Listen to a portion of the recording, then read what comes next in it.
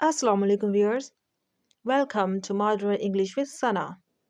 रोजाना चंद फिक्रात से इंग्लिश सीखें. First we have he is a truthful man. वो काबिल इत्मीनान शख्स है. He is a truthful man. Next we have he is married. वो शादीशुदा है. He is married.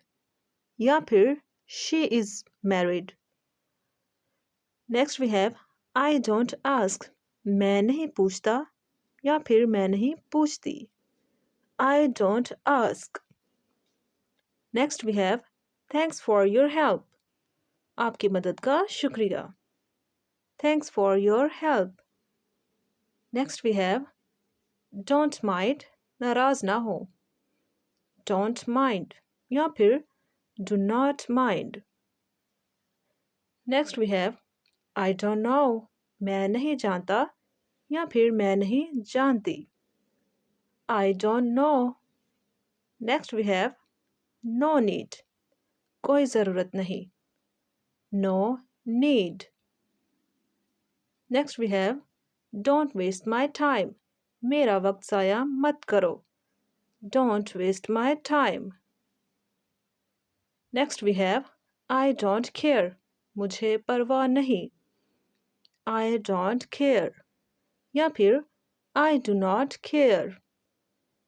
Next we have how did you dare to say. तुम्हारी ये कहने की हिम्मत कैसे हुई. How did you dare to say. Next we have don't move. हरकत ना करो.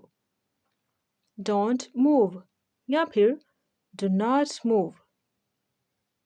Next we have say again. दोबारा कहो. Say again. Next we have say aloud. जोर से कहो. Say aloud.